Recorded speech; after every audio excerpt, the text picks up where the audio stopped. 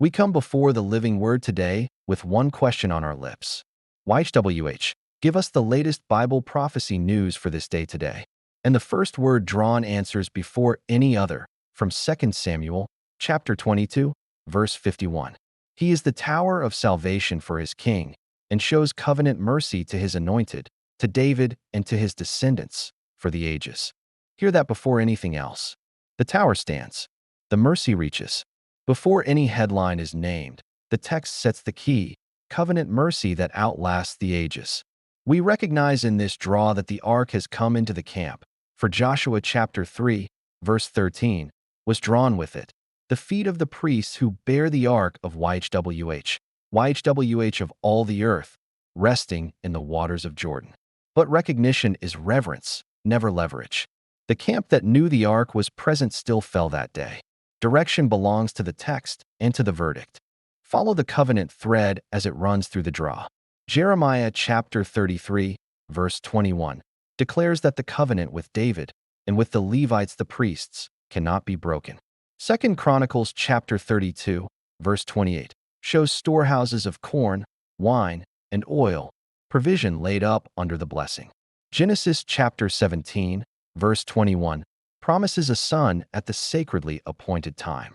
And Luke chapter 2, verse 25, shows us Simeon, covenant faithful and devout, waiting for the consolation of Israel with the sacred spirit upon him. This is the posture of the draw, a people waiting on an unbroken covenant. Then the prophetic thread sounds again and again. 2 Kings chapter 21, verses 10 and 11. Then YHWH spoke by his slaves the prophets. Amos chapter 7, verse 15. YHWH took me as I followed the flock and said, Go, prophesy to my people Israel. Ezekiel chapter 8, verse 1. The hand of Adonai YHWH fell upon the prophet as the elders of Judah sat before him. Nehemiah chapter 8, verse 13. The chiefs of the fathers, the priests, and the Levites gathered to Ezra the scribe to understand the words of the law.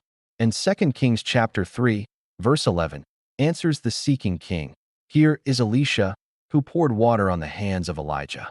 When the question is prophecy, the text answers with the prophets themselves.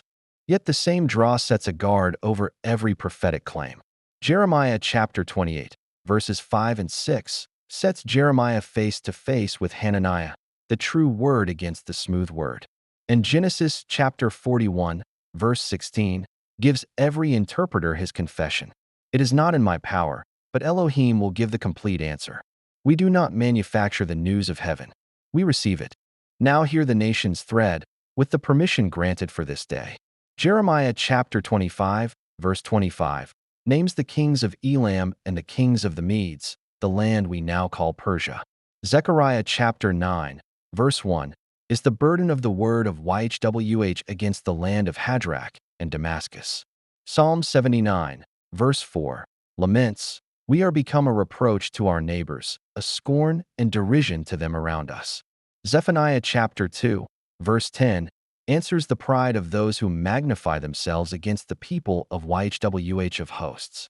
And in this same appointed season, the reports of the day tell of the region of Elam under pressure at the narrow sea passage, of new appointments and new demands, of priestly preparations advancing, vessels and garments, and an altar made ready, and of a court petition to remove obstacles. The drawn text does not name these reports, and we do not claim it certifies them. We say only this: the headlines of the hour rhyme with the burdens of the prophets, and the wise will observe it. Above the nations stands the Lamb. Isaiah chapter 53, verse 10. It pleased YHWH to bruise him, yet when his life is made a priestly offering for guilt, he will see his seed, he will prolong his days, and the pleasure of YHWH will prosper in his hand. Revelation chapter 5, verse 12. Worthy is the slaughtered lamb to receive the power and riches and wisdom and might and honor and sacred glory and sacred blessing. 2 Thessalonians chapter 2, verse 1, turns our eyes to the presence of our Lord Joshua Messiah and to our gathering together to him. Enoch chapter 104, verse 4, comforts the watchers. Be hopeful, cast not away your hopes, for you shall have great joy as the angels of heaven. Zechariah chapter 8, verse 19, promises that the fast will become joy and gladness and cheerful sacred seasons, and then commands, love, covenant, truth, and peace. And Luke chapter 24, verse 53, leaves the disciples where this draw leaves us, constantly in the sacred place, praising and blessing Elohim. Now let the numbers testify as servants, not as masters.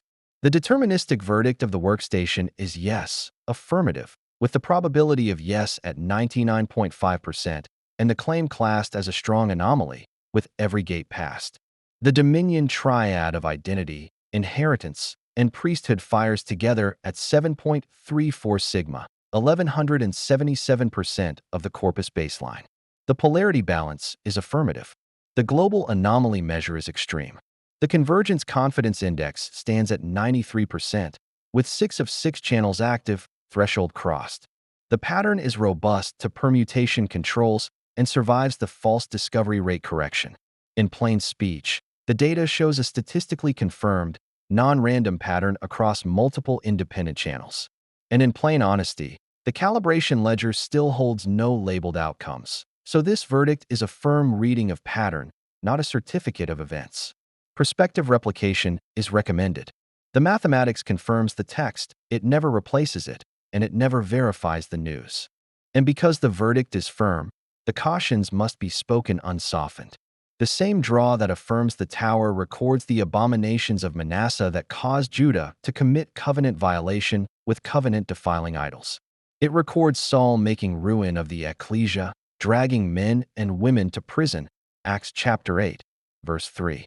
It records the men who transgressed the covenant after passing between the parts of the calf, Jeremiah chapter 34, verses 18 and 19.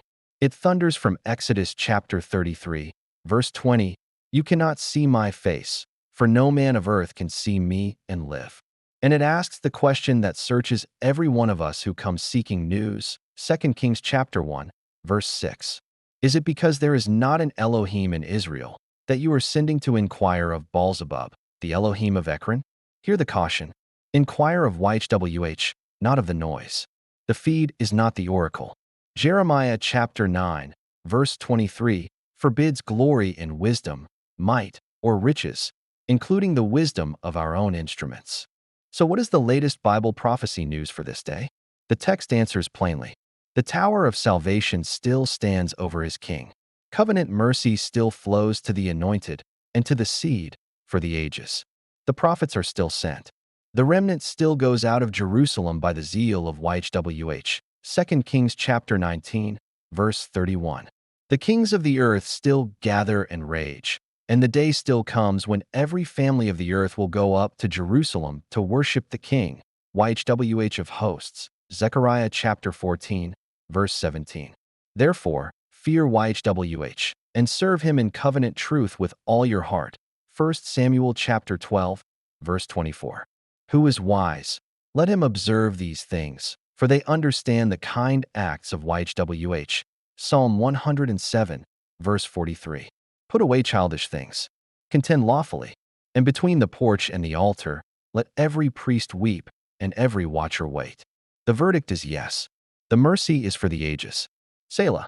The verses drawn in this altar of reception session were 2 Samuel chapter 22, verse 51. 2 Chronicles chapter 32, verse 28. 2 Kings chapter 21, verse 10 to 11. Nehemiah chapter 8, verse 13.